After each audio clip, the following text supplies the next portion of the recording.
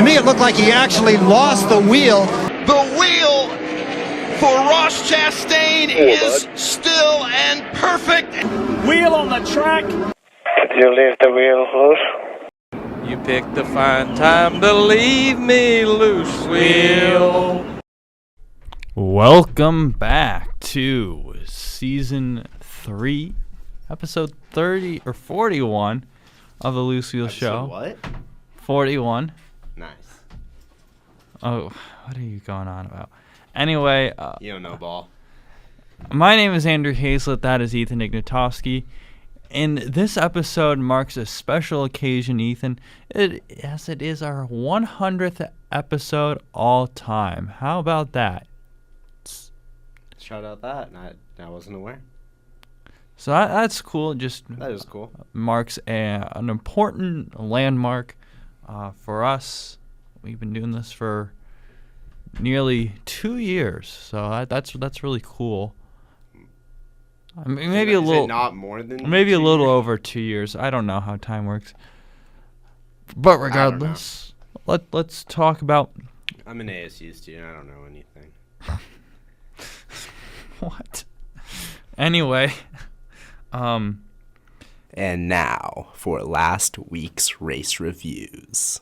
let's talk about Las Vegas. NASCAR went there.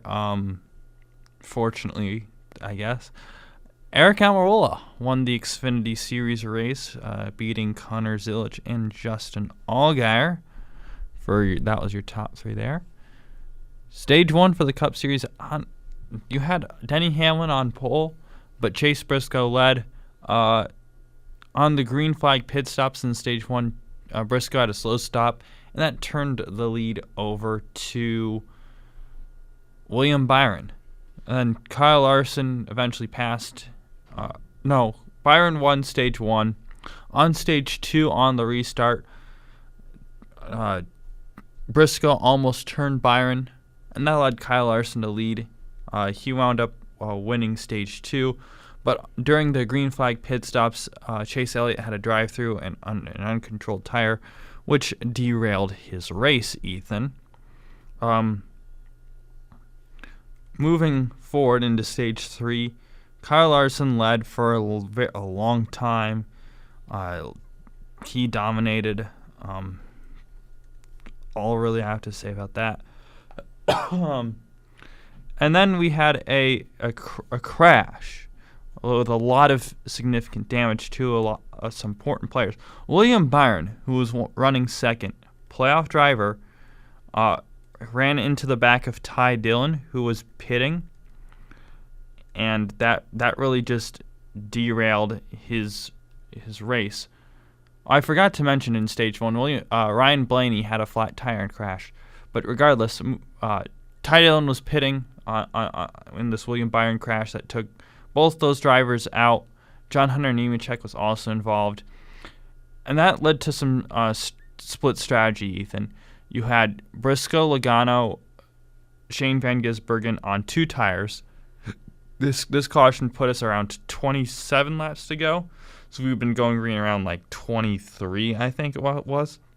And then moving on the 4-tire people were Kyle Larson, Alex Bowman, and Christopher Bell.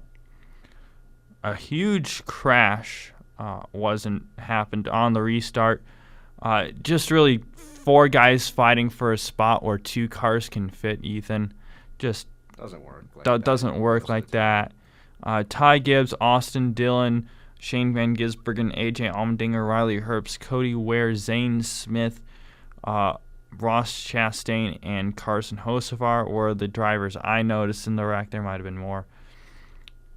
Briscoe was ahead at the yellow. When we got going green, Briscoe led. Then with 4 to go, Hamlin passed Briscoe. Hamlin wins his 60th career win. For me, I'd give the race 5 out of 10. There just wasn't much happened for the first 200 whatever laps in this race. This 230 laps was just respectfully watching paint dry. I've never been a fan of Las Vegas. I think I've been on the side. Las Vegas isn't a track that I think it's an overrated track. I think it's a bottom half track in the Cup Series schedule. I think a lot of people put it in the top half, but for me, Las Vegas just doesn't do it for me. I don't see the draw. I never have. I don't know why it has 2 races. I'd like to see it have 1. That's just my thoughts. But anyway, moving forward, really 2 takeaways for me is Hendrick Gibbs domination. Pretty much all the meaningful laps were led by Hendrick and Gibbs cars, which we see in the playoffs. Those are 6 of the 8 cars. And then the only 2 are not the Penske cars, which we saw at the one track that's really similar to Phoenix, the championship race weekend track, is Loudon, New Hampshire, and that's where Penske was good. So it's interesting to see is that how much weight do you put on that race versus the others, and how much do you put on who's hot right now? Just something to note. I tend to believe that you put a lot on that race in particular, just because Las Vegas, there's not much that's going to carry over from Las Vegas or Kansas or Talladega or the Roval, a lot of these other tracks that we're going to Phoenix. Phoenix, you can say, is a track that truly races like no other track. Because it has that dog leg, those 2 corners that are just different. One's banked, one's flat. You can compare the flat corner to like a New Hampshire. But it's not really. It's only kind of similar to New Hampshire, and then 3 and 4 are just completely different with a dog leg, and so it's a track that you don't. I don't know how much you put like the weight on who's good now versus what the track favors. So we'll see. And then this whole conversation isn't important. It all doesn't matter if Penske fails to get their 2 cars to championship 4, because we haven't seen many drivers win since the next gen car came out in that fall race that wasn't a Penske car, if any at all. Nothing's coming to top of my mind. That's just something to know. And then the playoffs, Ethan, the playoff picture with 8 guys. I want to talk about it now because 3 different dudes in the playoffs had just a lot of had their mulligan race, quote unquote. Sure. And then Logano was just flat out slow, and he fell behind, basically forcing him to have a mulligan race as well, because he didn't have the playoff points coming in. So Denny Hamlin, we know he advanced by winning, and now by doing so, he is the championship favorite at this point. I didn't look at the numbers. Wait, who's the championship? Denny Hamlin. Who was saying that he was gonna have a really good year this year, and the other person on this show was saying that he wasn't expecting him to have a good year. Was that me? Was I saying that he was gonna have a good year? That was you. Wow, yes, that's kind of crazy, Andrew, isn't it? Yeah, I also said he wasn't going to advance through the round of 8 this year, or just at this point last week. So that's the beauty of racing. You don't know what's going to happen each and every week. That's why we tune in, right? So with that said, Kyle Larson plus 35. He's in a good spot heading into Talladega, which we all know Talladega. That's a track that we'll talk about later. You can just say, oh, so-and-so might be good, but who knows, because Talladega, the big wrecks can happen. We see 10-car wrecks often. We've seen 20-car wrecks before as well. There is no safe spot in Talladega. So with that said, yes, 35 points is a lot, but if Kyle Larson gets caught up in a wreck lap 1, he's scoring 1 point, Ethan. Yeah. And then 1 point. There aren't normally crazy wrecks on lap 1, though. Or the crazy wreck could come the first half of the race and wind up 1 point. That's really the point there. So you could have 1, 2, whatever, however many few points. All of a sudden, that 35-point lead, poof, it's gone. So, Right. And then moving further back, you have Christopher Bell plus 20 and Chase Briscoe plus 15. All three of the Gibbs cars right now are in at this point. Just shows you how the playoffs have been they've been having. They've been executing really well.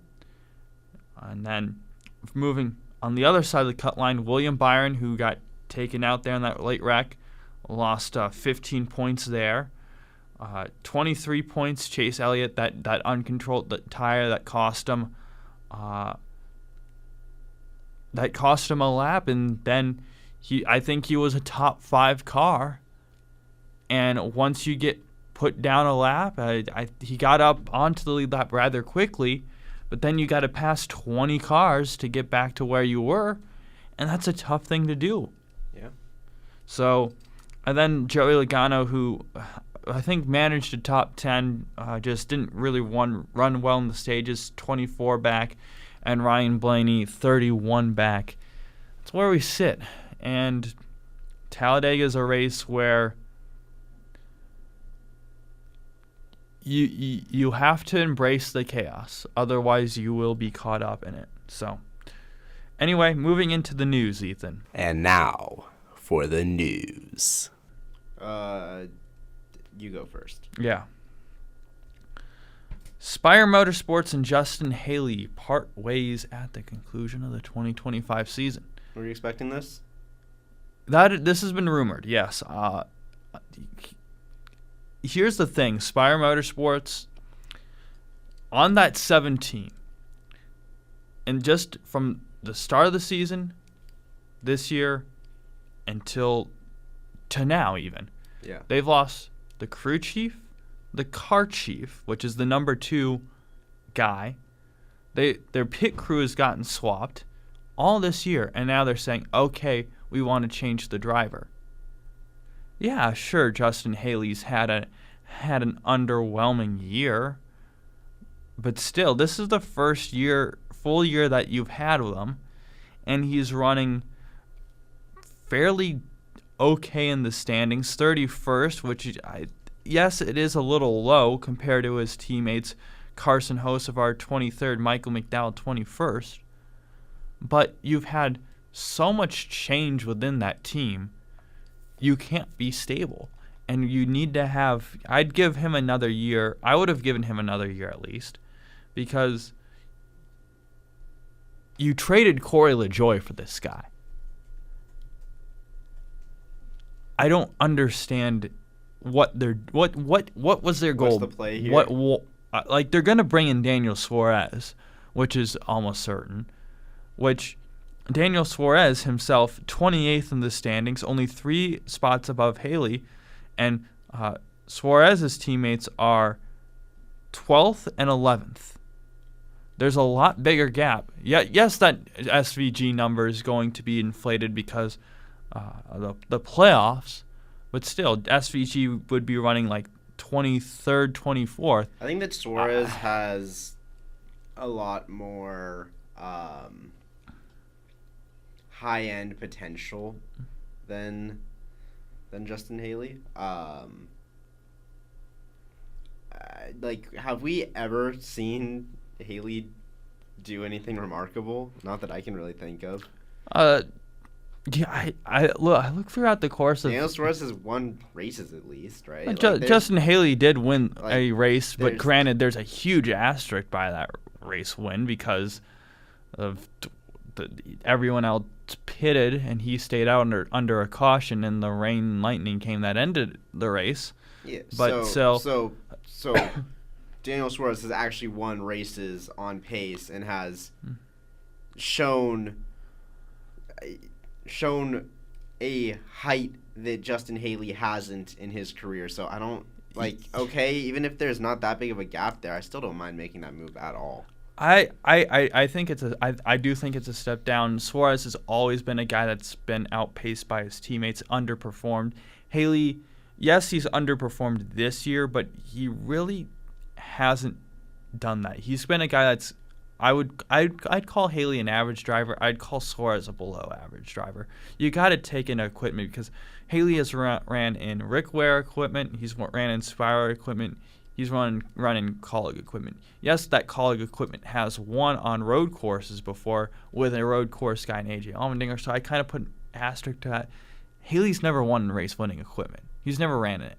Daniel Suarez has. He's had plenty of time at Joe Gibbs Racing, a year at Stewart Haas Racing, and now Trackhouse, where he's only mustered, 2 wins, I want to say? Which, yes, 2 wins is good, but underwhelming. If you want to look at the most underwhelming guy in the Cup Series, you might be looking at Daniel Suarez. I hate to call anyone underwhelming. That's just the way it is. He just hasn't impressed ever. I've never had a season where I said, oh yeah, Daniel Suarez, he had an impressive season. I have said that about Justin Haley. Justin Haley last year, he ran fairly impressively when he was with Rick Ware. That's what allowed him to move over to Spire. I mean, that's just my thoughts. Suarez literally finished 12th last year. Yeah, but if you look at the full season points, he would have been a lot lower than 12th. Because I mean, he still picked up a win. Was in the top 10. You know, not like super often, but fairly often. A couple of top 5s. Like, I understand the difference in machinery, sure, but he's still proven to get results that Justin Haley hasn't. So, I think that if you're a team and you're faced with a decision, to are you going to go with someone more proven or someone less proven? You know what I mean? That's fair, but I just don't like. To me, Suarez has proven he isn't anything special or solid. I don't think that he needs to be like. I don't think he needs to be anything special, quote unquote, to get this drive. Like, who else were they going to be looking at? You know what I mean? I don't think really anyone. Okay. I don't think. Not this obviously hasn't been announced yet. We're talking about hypotheticals, but I genuinely don't see anyone who could get this right at this point. There would have to be someone, I think, leaving some other team to move over to Spire. And I mean, you want to say that Justin Haley wasn't that disappointing? I mean, yeah, Daniel Suarez is a ways back from his teammates, but Carson Hocevar is he's like 8 places above Justin Haley in the standings. Like, it's not as if Justin Haley has been some sort of consistent performer. Yeah, that is fair. I think this is a season where Haley has underperformed, but then I take into look that they've lost a lot of people on that team. I feel like I would give Haley another season, 2 seasons, to say, okay, you've had time to acclimate to some people within the team. And if he were to fail to produce for another season, he would have to go. Yeah, I understand, but I'm saying that there's a guy on the open market right now who has proven himself more than he has. So the team obviously values that and is going to make the move. I don't think it's egregious at all. I think it's kind of a nothing either way, but I think it's the right move. Honestly, I do. I wouldn't say it's egregious, but I just don't feel like they're taking if you're trying to get rid of a guy after 1 year, he was either really bad or you're getting a big improvement. I think he was really bad. He had 2 top 10s. Yeah, that is not good. But if you were to look in Carson Hocevar, I don't know how many. I don't have his stats right in front of me, but he had a lot more than 2. I know that. I will say that I mean, Like, Carson you- Hocevar almost won races Mm-hmm. at points this year. That is true, but you have like if mid-season with all those swaps, you're losing talent. I just don't. I'm not moved by this whatsoever. I feel like they're trying to change things for the sake of change, and I just don't think this is a move. Because I think 2-3 years down the road, we're gonna be having a conversation. Well, okay, Suarez is out from Spire. What's next for him? Because he won't produce in that time. Yeah, I mean, we very well might be having that conversation down the road, but this is a team operating in the now. You know what I mean? Like, as fans and whatever you want to call what we're doing, I think you have a tendency to be kind of conservative and want to let things play out. These are teams that are throwing a lot of money at certain situations, and when they don't get results immediately, especially for a smaller team like Spire, they're gonna make a move. Like you can afford to be patient, at least monetarily, if you're like a Hendrick or something. But for Spire, like they want a return on investment. Yeah. I also think that if I was running Spire, that I would have held Haley for a year, see if he performs. If he doesn't perform, I think it's time to look at because I do think there's going to be a lot of moving pieces in silly season. If you can get a guy you want, then that's great. But I also look at see who's developing in the Xfinity series. Jesse Love is a guy that I hold in a high regard as potential Cup guy. I love Jesse Love. Sam Mayer, same boat for him. He was the guy that in Connor Zilich's 7 out of 8 races won. The one he didn't win was won by Sam Mayer. I also look at a guy like Carson Kvapil, who's in the yes, he has a tie to 4 deal right now, but he's in the playoffs. In his rookie year, he hasn't won yet, but he's been very consistent, which is what you want to see. And maybe like a young guy like a Nick Sanchez might develop into something next year, or a Taylor Gray. But I think there's going to be multiple guys that are going to become Cup ready at the end of the next Xfinity season. At the end of 2026? At the end of 26. And you as Spire, you can go get your guy. And they might. But if they were to do it, why I would be assuming to replace Suarez because McDowell's had a good year.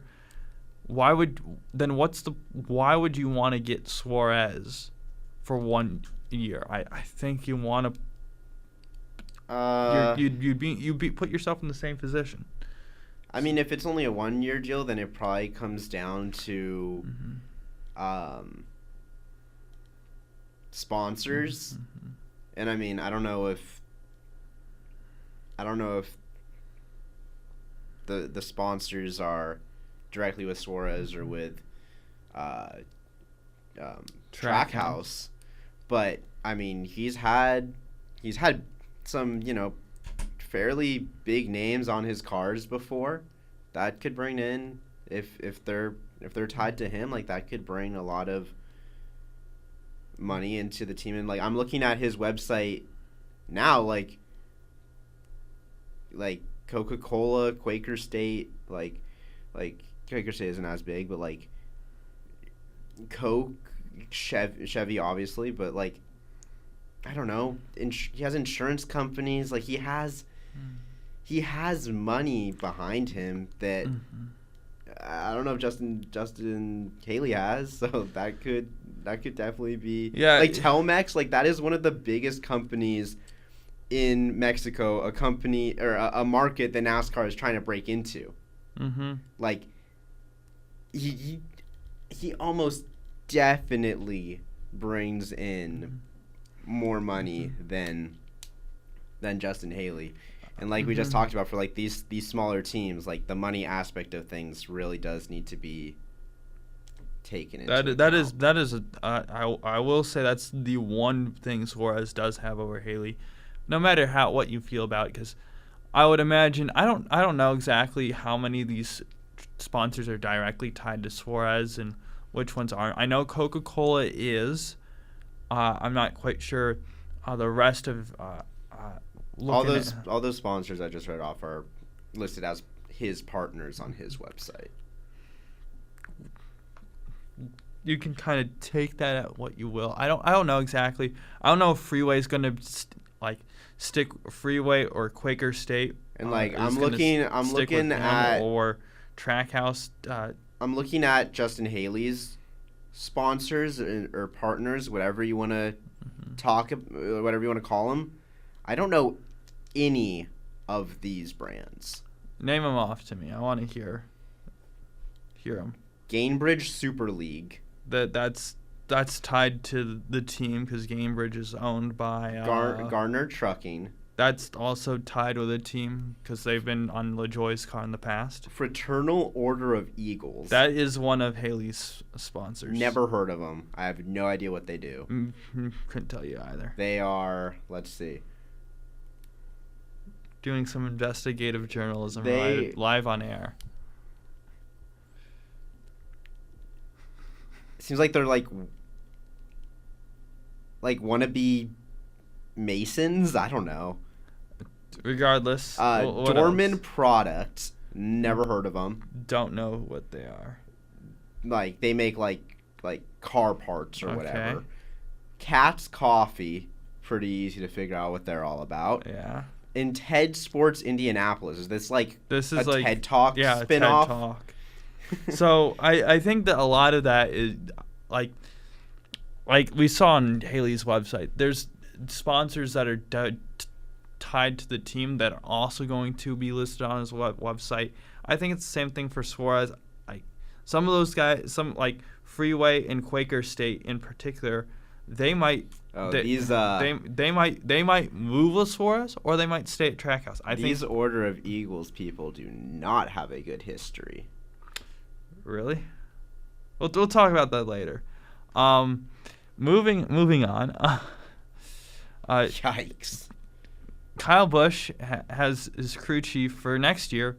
It's going to be Jim Pullman. He is the crew chief for Justin Allgaier in the Xfinity Series. They were the championship-winning team last year, as we saw at Phoenix. So we know they're getting a good driver crew chief or crew chief who's proven himself in the Xfinity Series. We'll see, can he apply what he has done into the Cup Series? Justin Allgaier, a lot easier guy to work with than Kyle Busch because Kyle Busch is he's a feisty guy at times, which is interesting. But we'll see how that crew chief driver combination goes. I think this is a good hire. I like this move. Of all the guys from the Xfinity Series, I think they got the best one. Will it work in Cup? That's the question that we're all asking to ourselves. And we'll see. Next piece of news, Colleague Racing fires Joe White as Ty Dillon's spotter following the Las Vegas incident. In the Las Vegas incident, Ty Dillon tried to pit from the second lane, kind of, but wasn't really egregious. So it was interesting that they fired him. That's just kind of weird. Not quite sure why that. But moving over to IndyCar, Ethan. Rinus VeeKay has joined Hunko's Hollinger Racing, believed to replace Connor Daly in the 76 car. Well, I'm glad he's sticking in the. I'm glad the series. Yes, I'm glad he's sticking in the series. I think that's a kind of a lateral move for VeeKay. Yeah. Juncos has showed speed at times, particularly on the ovals last year with Connor Daly. VeeKay showed speed at Coyne last year, particularly on the road courses with Coyne. I don't know. To me, this is kind of a weird move. I would have stuck with Coyne, but I know VeeKay was doing a bit of self-funding for that seat. Which if you're not having to self-fund yourself, you obviously move. But in terms of equipment, it's kind of a lateral move. So we'll see. This will be a combination to see if VeeKay, wherever he's been, he's kind of a guy that's elevated equipment. Can he do the same with Juncos this year? That's something that I want to keep my eye out on. And Connor Daly, where's he going to land? Because Connor Daly, Ethan, shown he can compete on the ovals at an elite level. Because I think I would argue a top 5 guy on the ovals in IndyCar right now. And if you don't want to say top 5, I'd put him top 10 at minimum, because he's just one of those guys that can produce top 5s and podiums consistently. Yes, he hasn't won, but have you seen anyone in a Juncos car win ever? No. Have you seen a Carlin car win ever? No. Had you seen anyone win in a ECR car within the past 5 years? Yes, Rinus VeeKay won once. He hasn't driven anything that's race-winning equipment in a long time. He's gotten really, really good at the ovals, like I mentioned. And I want to see him land on a good team somewhere. We know Foyt has an opening. We know Coyne has an opening or two. So we'll see where he could land. I'm trying to think of anywhere else he has an opening. I don't think anyone really has a confirmed spot besides those two. There's rumors that RLL might be looking to move on from Devlin DeFrancesco. That would, I think, be a good place to move on from, but that would mean an open seat. I would like Connor Daly in that seat. Another guy who I'd like to see on the grid and is not is a guy named Linus Lundqvist, who is really good. Like we saw in his rookie season, the one season that he had, he showed potential, but wasn't given a chance. So we'll see what happens there. I don't know. I don't know who's gonna get that AJ Foyt seat. That's really up in the air to me. Your guess is as good as mine, Ethan, to be honest. Me.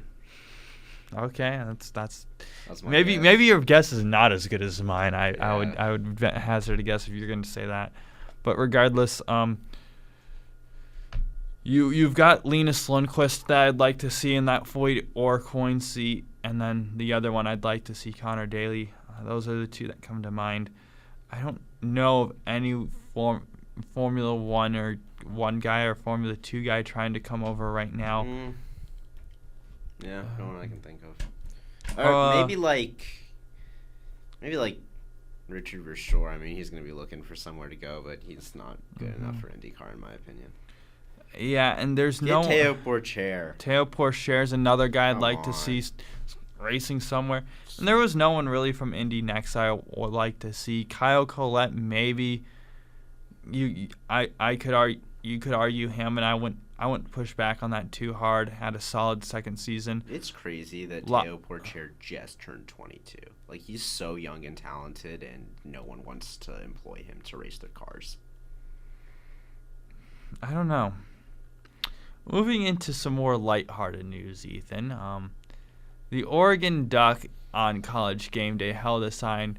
The Indy 500 is just a Walmart F1 race. And Ethan, You're so soft, Andrew. I might be, but one thing I am is if you're going to talk the talk, you gotta walk the walk. And Oregon did not walk the walk against Saturday against Indiana. Indiana beat Oregon. Oregon, I used to be a fan. Not a fan, but I used to like that program. But after that sign, not anymore, Oregon. That one sign, you're so soft, Andrew. No, I if you're gonna say something ludicrous, it better be true. I'm holding that against I respect Oregon. Oregon Duck. You do gotta no. walk the walk, but I mean, I'll spare in love and war. But we have a chicken award. Too bad this You wasn't have a chicken award. I am not. I am not a part of this. You have given it out once before, but I have my own awards that I give out very, very sparingly. But I wish this was a duck today, because it would be the duck award for the Oregon Duck. You can make it. You can make it the duck award. It's a chicken though, so But the point of the chicken enough, would be you know. moot. But birds are for the birds. Oregon Duck. What does that mean? You've never heard the expression "for the birds"? No. You got to get with the program here, Ethan. You're telling me I gotta get with the program. That's fine. So here we go. There's that. Beautiful sound effect. Moving over to F1. Some big news there, Ethan. Yeah, I mean, kind of, but also not really, because It's status quo. Since the dawn of time, we have been told that George Russell and Kimi Antonelli will be racing for Mercedes in 2026. And there was really no reason to not believe it. Like, why would they not? George Russell has been getting about the results that you would want, maybe even exceeding expectations a little bit in that Mercedes car. Kimi Antonelli is very, very young. He is showing his talent. He has had flashes of being a really good driver.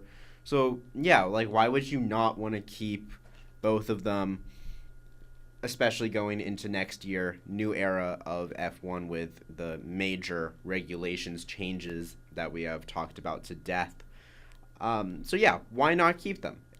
Both drivers were like, yeah, we're going to be here. We just haven't signed our contracts. Toto Wolff has been like, yeah, they're going to be here. They just haven't signed their contracts. Well, now apparently it's, supposedly official. Toto Wolff, he said, I'm pleased that we have done that. He said that they've been a strong pairing, like I just said. Are they on multi-year deals or single-year deals? Well, that's the thing. We don't know.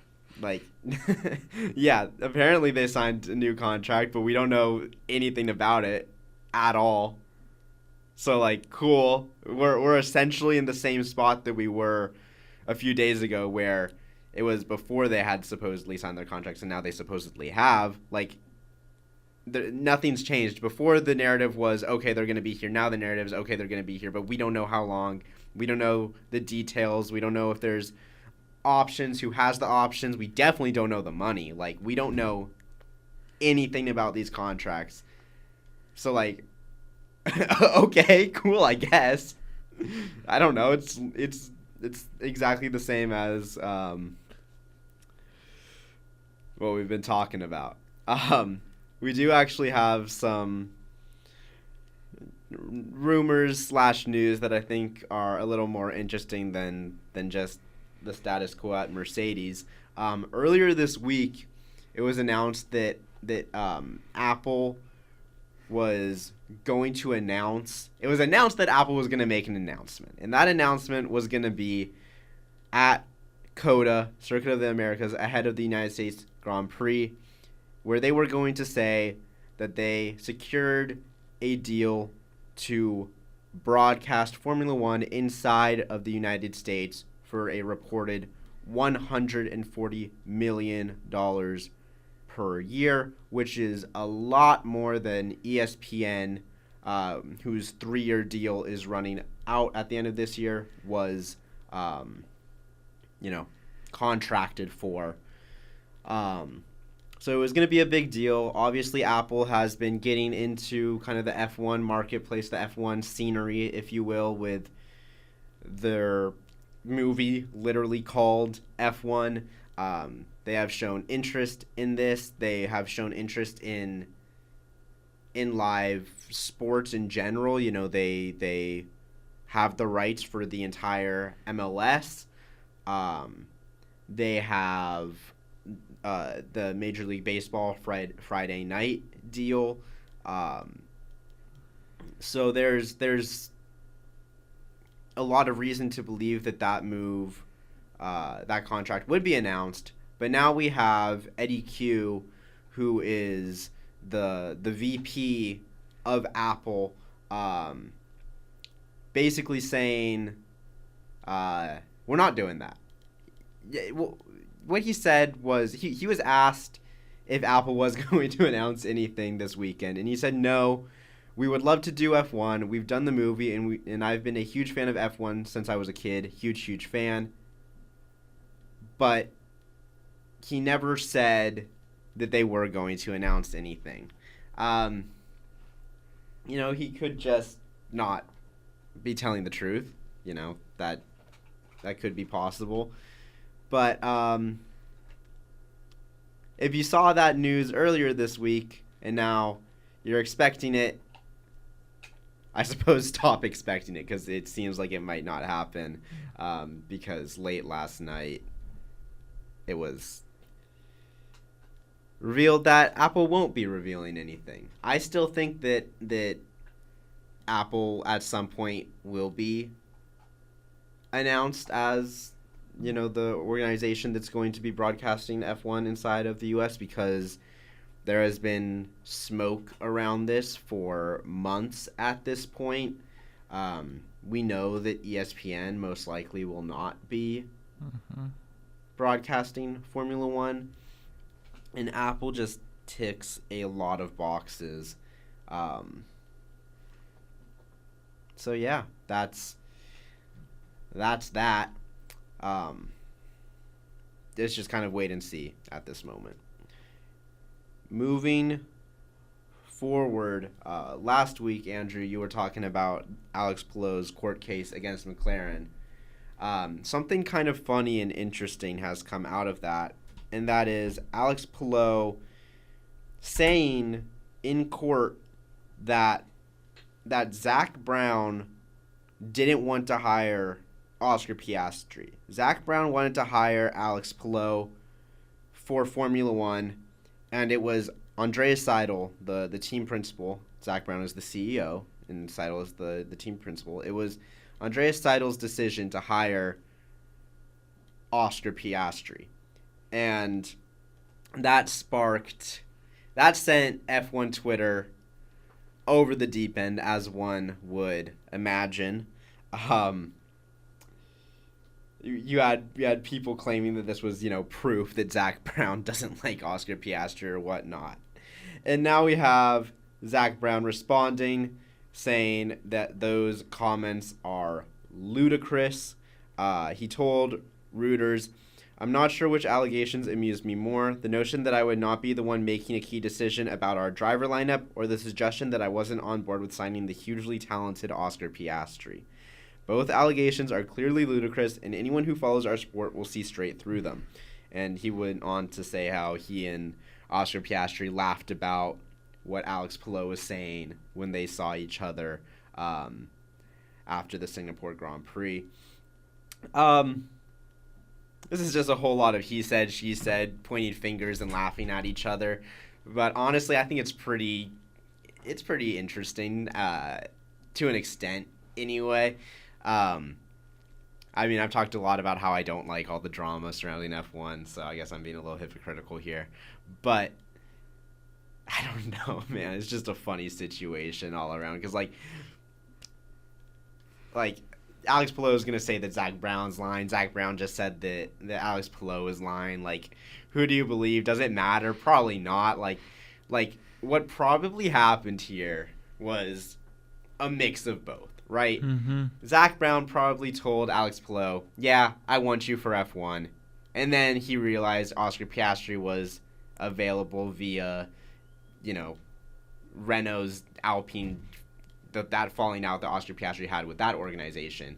And so he and Andreas Seidel go, okay, yeah, let's get Oscar Piastri. He is super young and he is super talented.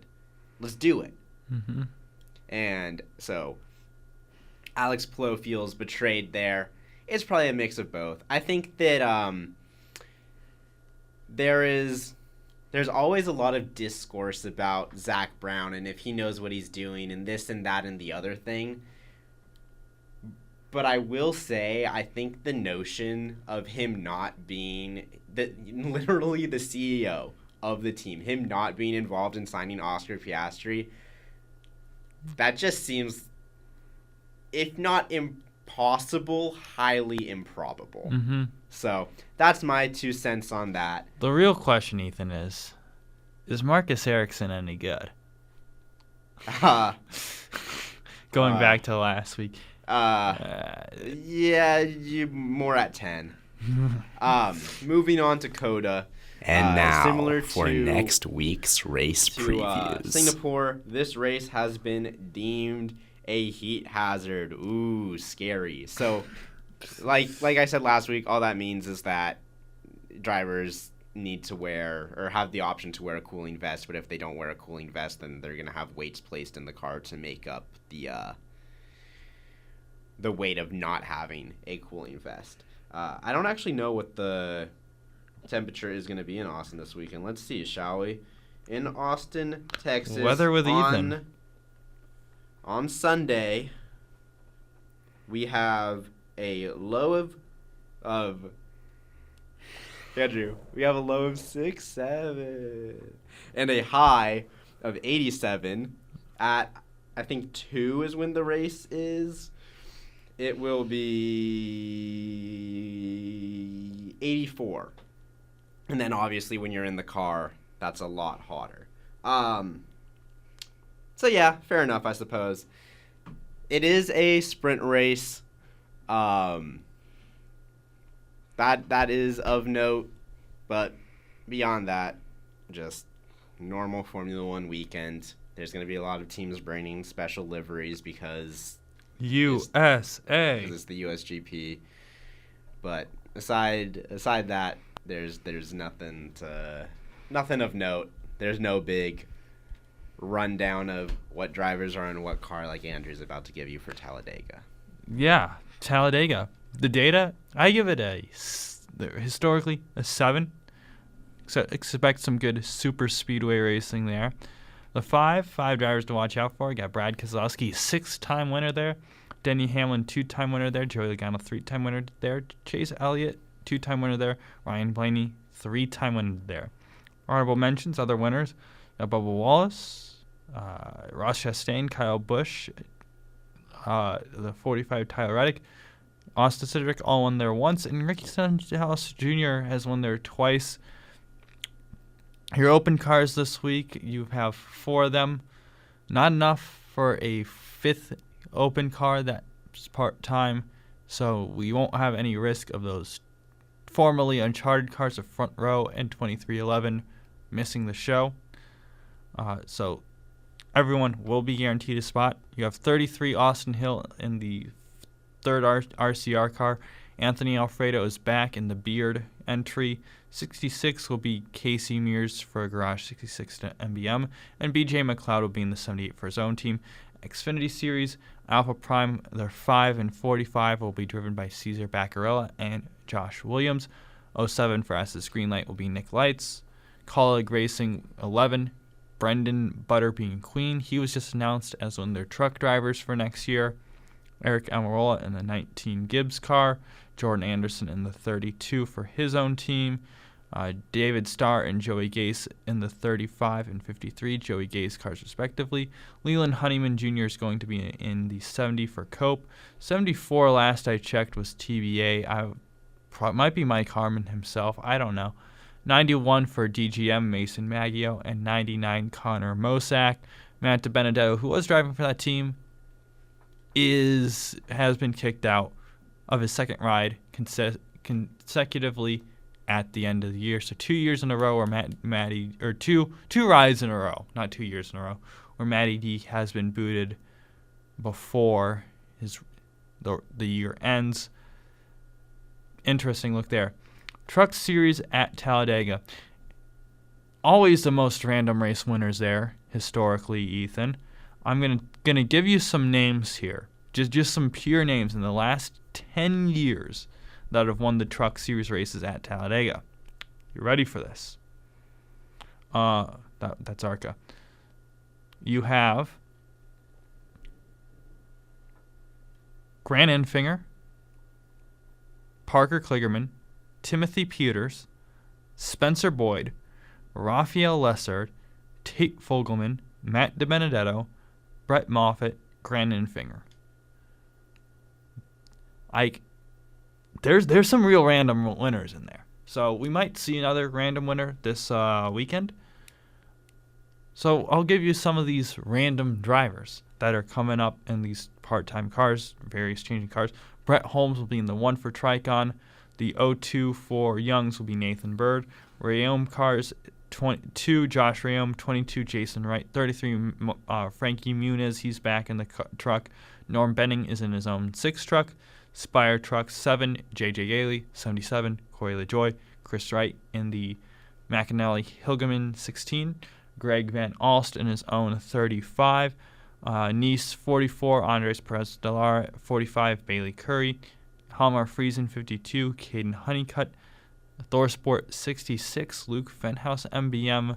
Garage 66, their 69 truck is Tyler Tomasi. 74 for Mike Harmon, Caleb Costner. 75 for Henderson Parker Kligerman. I hope Norm wins. Anyway. Do you not? Who doesn't? Into pick points. And now for next week's race picks. You and the guest had the exact same picks last week of Connor Zilch and Kyle Larson, both of whom finished second. They beat Justin Allgaier and Christopher Bell, who are my picks. So you and the guest get 2 points each. You extend your lead, Ethan, to 41 on episode 41. What are you doing? Guests are 46 points back.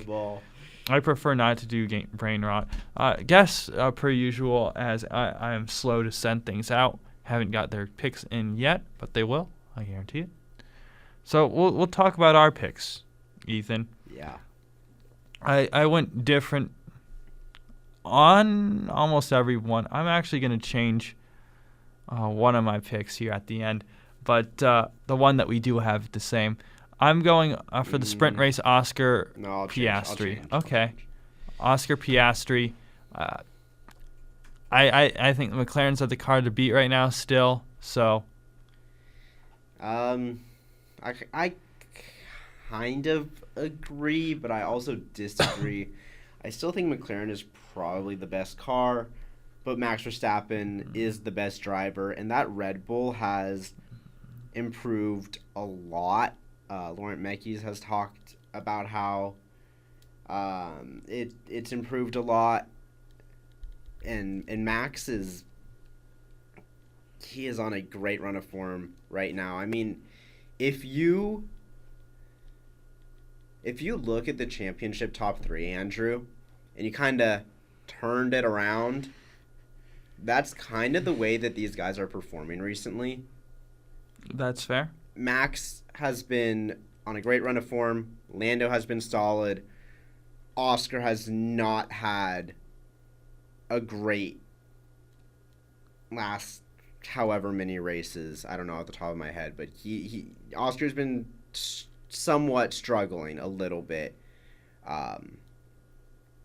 So I have Max winning the sprint race, and then I also have him winning the feature race with Lando in second and Oscar in third.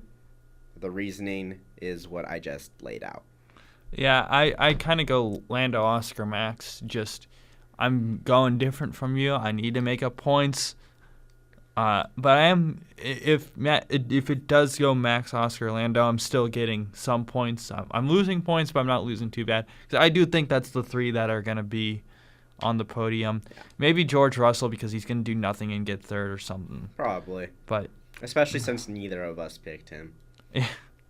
Yeah. Moving on to the truck series, I picked a guy who has been to victory lane twice this year. Been to victory lane in Talladega before in the truck series, but he hasn't won a race this year, Ethan. At least on the Racing Reference, at the end of the day, if you see wins, he's going to see big zero in the year 2025. Parker Kligerman. He's always been a good super speedway guy. I think he can get it done. Yeah, that's fair. I'm taking Corey Heim because he just is like unbeatable. Like as much as we've talked about how dominant Connor Zilic has been this year, I feel like we haven't really given Corey Heim all the flowers that he deserves. He has been amazing. It doesn't matter what kind of track, doesn't matter what kind of conditions, doesn't matter anything. It's kind of been expected for him to be this dominant in a way. And they both won 10 races, but Heim's had a lot fewer races to do it in. That's what makes it as impressive. And like I was saying, he doesn't matter the conditions, doesn't matter the track, doesn't matter anything. He is winning or close to it nearly every single time out. So kind of hard to not pick Corey Heim for me at this point. I just with the history of so many random winners there, it's going to be someone random. That's fair. Fair. Even though Brandon Finger won there last year, that was his first win of the season. So maybe I'd have to check that, but I'm not going to check that right now because we don't have that much time.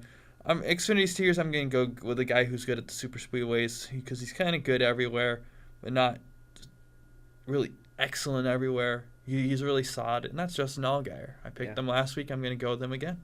I'm taking Jesse Love. RCR is a super speedway team. Both of his wins have come at super speedways, one of them being Talladega last year. That was his first career win. He finished third when they went there the first time this year. He won at Daytona this year.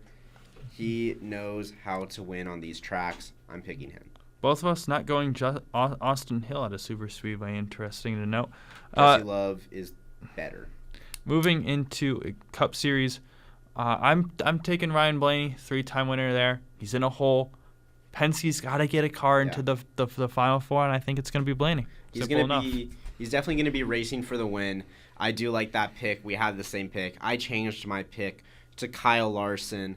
No real reason. Just he's on form, but it would be his first super speedway win for him. Yeah. He needs a win. Same thing like I said last week. It's been a long time since he's won. By his standards, he needs a win.